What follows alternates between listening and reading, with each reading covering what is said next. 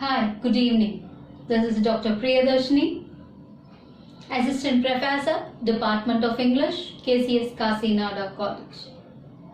Today, we are going to see a topic called the labor movement. This particular topic deals with the impact of two world wars on England and its people, and how the world wars affected the common man's life, and what are the sufferings faced by laymen in the society, especially the problems like unemployment, and many suffered during this time, and how when the Labour Party came to power and how it tried to lessen the sufferings of common man, and what are the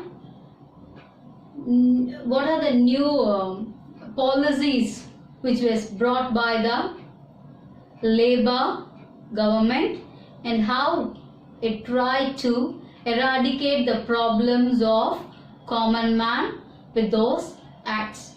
This is what we are going to see in the Labour movement. Labour Party was founded in 1900. It is a central left political party in the United Kingdom. It is closely associated with Social Democrats, Democratic Socialists, and trade unions. In all the general elections since 1922, Labour Party has been either the governing party or the official opposition party. It has given 6 prime ministers to England. Labour Party originated in the late 19th century, meeting the demand for a new political party to represent the interests and needs of the urban working class.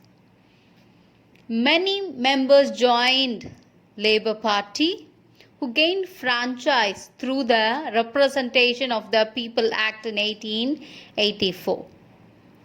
Even Liberal Party endorsed some trade unions to sponsor the candidates from Labour Party. Hare Hardy is one of the Labour Party's founder, and he was its first leader. In 1906 general election, the LRC won 29 seats, and helped by a secret 1903 pact between Ramsay MacDonald and Liberal chief Wimp Herbert Galston that aimed avoiding in splitting the opposition odds to defeat Conservatives coming to power. Labour Party overtook the Liberal Party to become the main opposition to the Conservative Party in the early 1920s.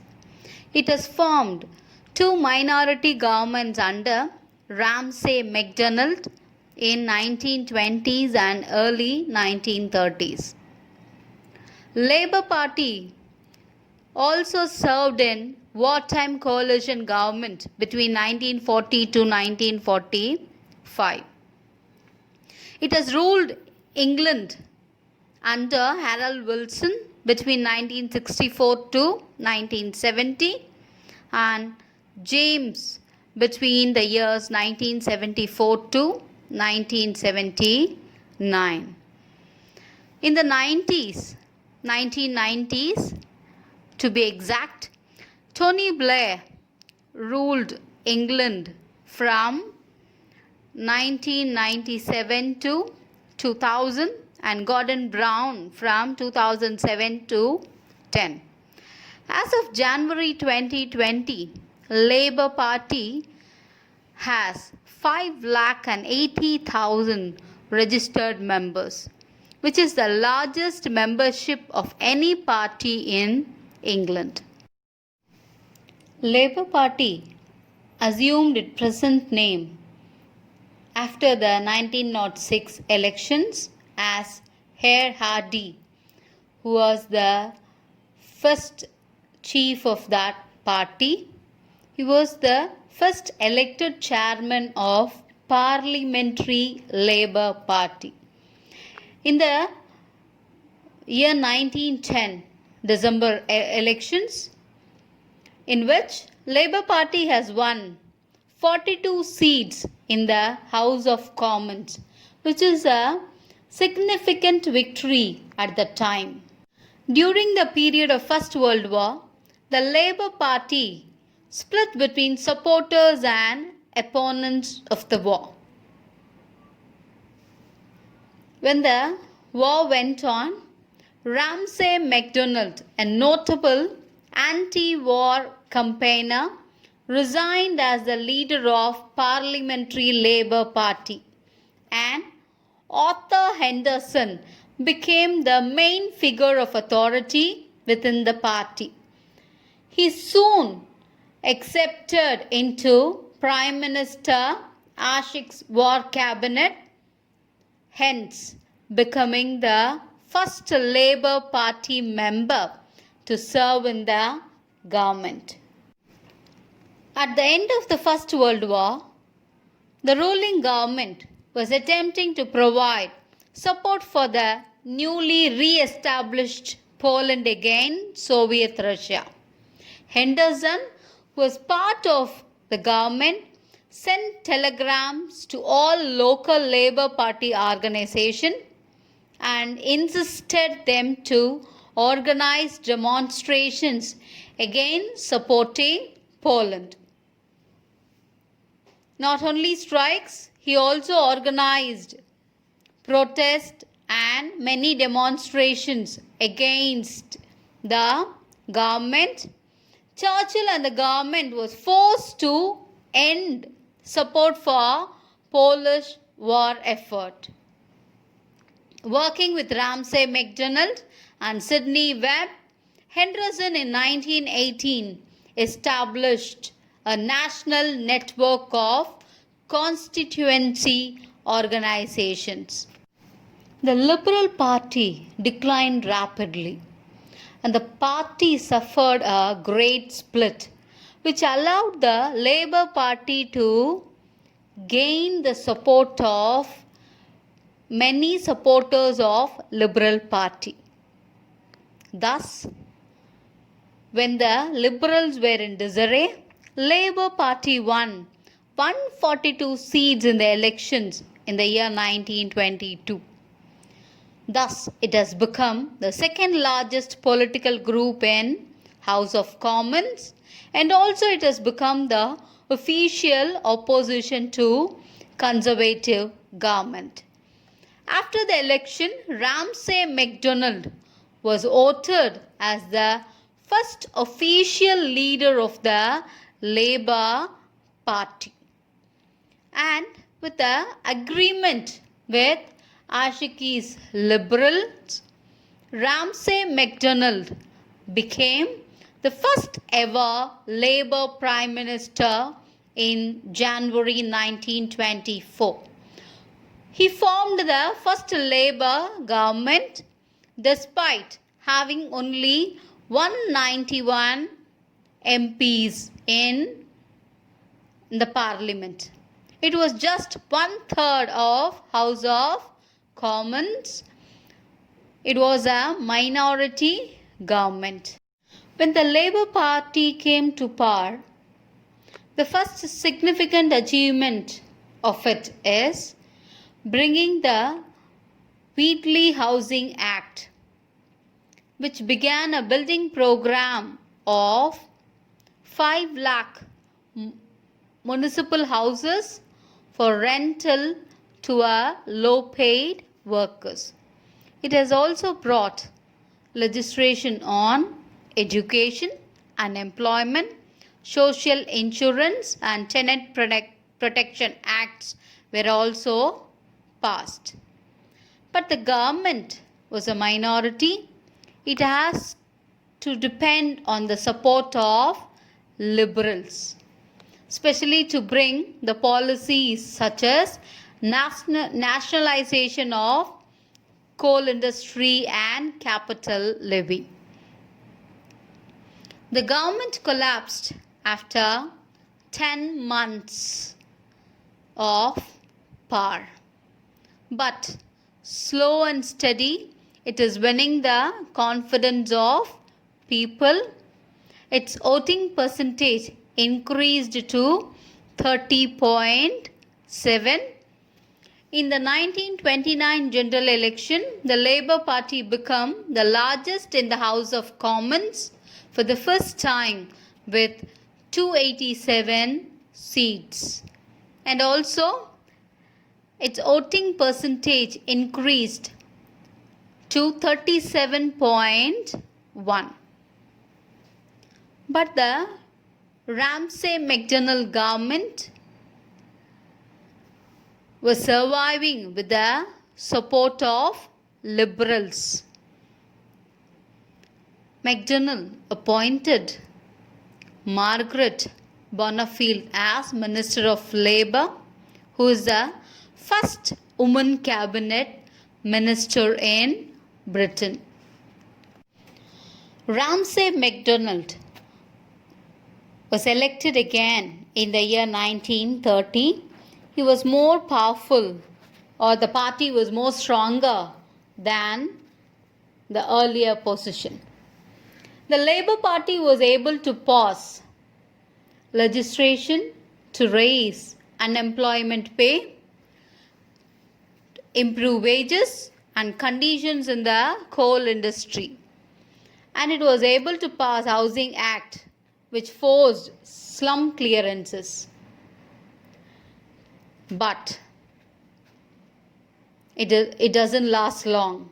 The government faced a great crisis in the form of Wall Street crash of 1929, or it is also described as Great Depression.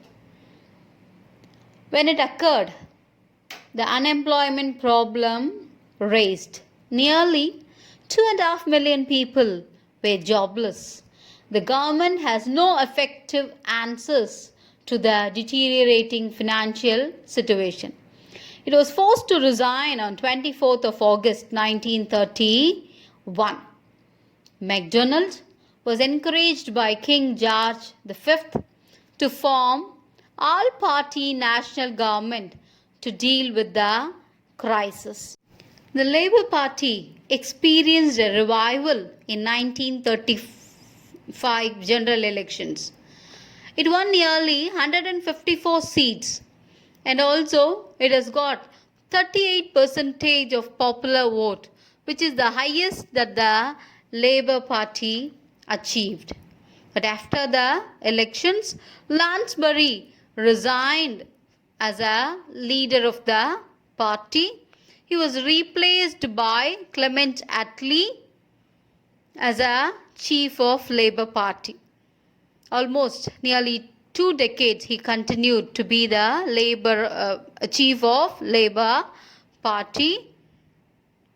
During this time, the party gained popularity. Once again, it was brought back to power in 1940 as a part of wartime coalition.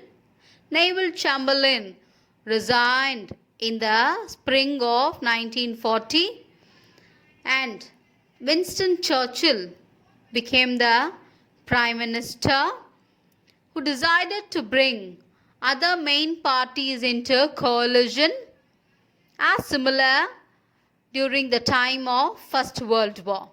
Now, Clement Attlee during Winston Churchill's time was appointed as the first deputy prime minister in UK. After the Second World War came to an end in May 1945, the Labour Party decided not to repeat the mistake committed by liberals after the First World War. It withdrew from the government on the insistence of many trade unions, and it faced the elections in 1945, and Clement Attlee won the elections. After becoming the Prime Minister, he brought many policies to bring back the economy of England. He brought policies such as nationalizing major industries, and also he nationalized the Bank of England, coal mining, steel industry, electricity, gas, and inland transport such as railways, roads, and canals. He also developed and implemented a policy called Cradle to Grave, which almost reinstated the welfare state conceived by the economist William Beveridge. To this day, the most popular act which was brought by Attlee's government was National Health Service Act, which he brought, even which is considered to be one of the greatest achievements of Labour Party till today. To sum up, we can say Labour Party did well in foreign affairs, signed naval treaties with US and Japan. It also raised unemployment benefits, increased payment for old age pensioners.